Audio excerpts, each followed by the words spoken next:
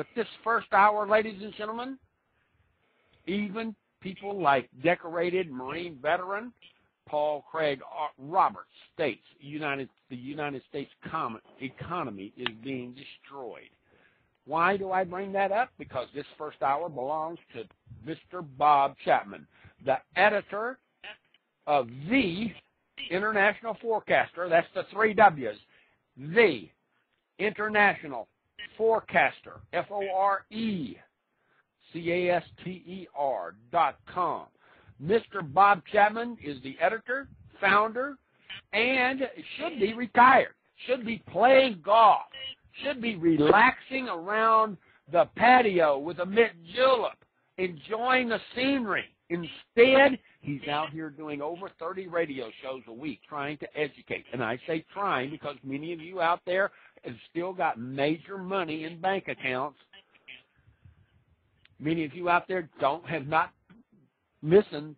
You're hearing, but you're not listening to Mr. Bob Chapman, the most internationally plagiarized financial advisor in the world.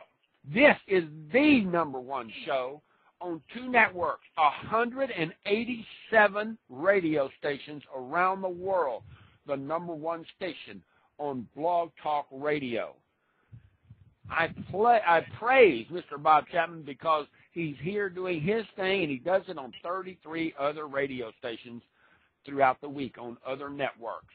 And I'm proud that he's out here talking to you, former Marines, active duty Marines, military of the Air Force, the Navy, and the Coast Guard, as well as the National Guard, so you can be prepared, so you know what the truth is. There's no sense in investing your money in gold and paying tax on it without knowing the full truth. There's a war on terrorism, ladies and gentlemen, and it's topping over $1 trillion. My question starts off the show in a statement to Mr. Bob Chapman. Obama is increasing taxes on gold. The taxpayers are paying the tab on Fannie Mae, Freddie Mac of over $700 billion. And my first question comes from Bobby, and she is interested in knowing, is there any hope for the United States to prevent a catastrophic financial collapse? Welcome to the show, Mr. Bob Chapman. Well, thank you. It's nice to be here again. And we're certainly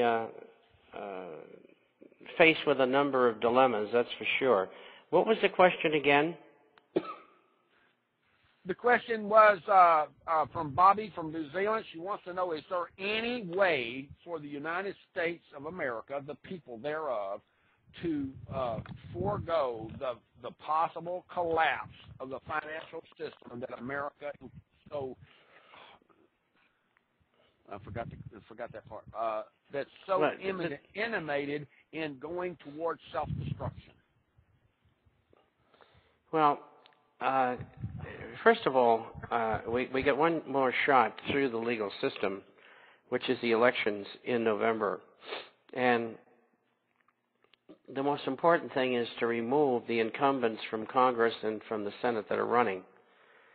And all the way down the line, right down to the bottom, to the local elections, people that should be replaced, you've got to replace them. You've got to watch the polling booths. You've got to volunteer. You've got to keep these people from rigging the election or any election. And if you can do that, we have a shot at changing things. If you don't do that, it's the streets. I mean, there's no other alternative. And that's what it's going to come to. We know too much about the Federal Reserve, our government, our bureaucracy, the Treasury Department, Wall Street banking, the insurance companies, the pharmaceutical companies, the transnational corporations. We know all the players. We know how they're stealing their money, what they're doing with it. We know all the games that they're playing because we're publishing them twice a week in the International Forecaster in our email edition. which seems to be the most plagiarized in Washington, D.C., that's for sure. And so you've got to do that. And I don't have to tell the people who are listening anything about war or combat or any of those things, because you know how dreadful it is. And Americans, if you don't want to get in that situation, you better get rid of the people who are not really representing you. So that is the immediate solution. And what's going on is, as Bobby says, is horrific. It's beyond description. These make-believe wars that they're having, I mean, they go all the way back for hundreds of years. It's just not the First and Second World Wars in Korea and Vietnam and the Gulf War and Iraq and so on and so forth. It's history. Now, this has been going on for a long time, but now that we've got the internet and we've got talk radio and programs like this, people throughout the world are catching on.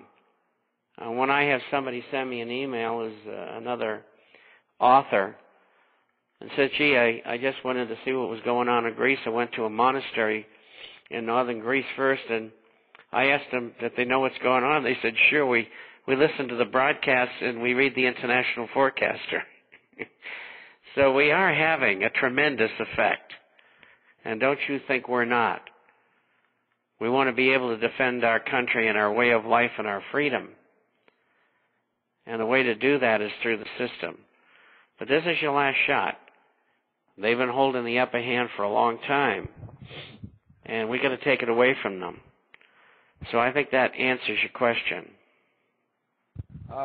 From Betty in Southern California. Mr. Chapman, I just had some friends come back from Southeast Asia, and they're advising me that in Malaysia, there's a northern states that are putting out gold dinars as currency.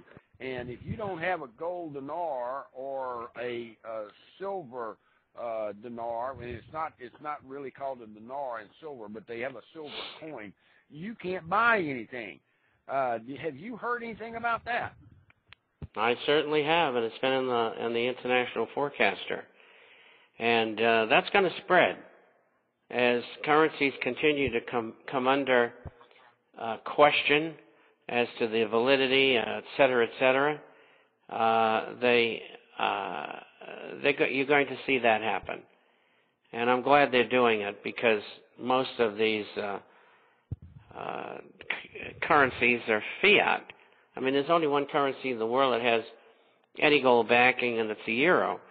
And we believe it's 7%, but we don't know, because we just found out that for some time, under the orders from the U.S. Treasury and the Federal Reserve, they've been in the market buying and selling gold, manipulating the market. And I have it in Sadie's issue coming up. And I think that usage of coins could very well spread. And that's why I tell people, you get in your dehydrated and freeze-dried foods, your water filter, have something to defend your family.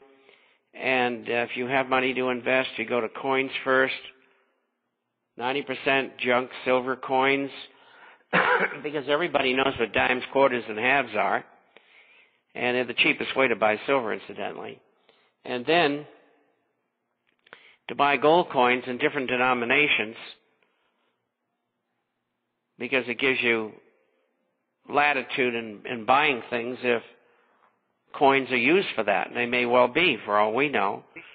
And then, of course, for those of you who have a fair amount of money, you can also invest in stocks. But you've got to get prepared. We've been telling you for 5 years, and we're getting close to crunch time. It's definitely crunch time, especially when I have a gentleman down in Austin, Texas, who is advising me that the University of Texas and their higher educational system, they have gotten their investors, have bought more than $500 million in gold in the last 2 years.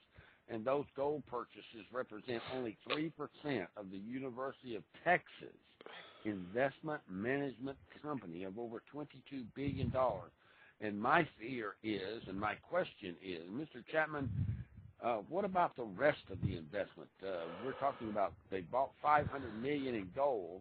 What about the other $22 billion? Are they going to lose that? The stock market's going to go down. I don't know when. The reason I say that is that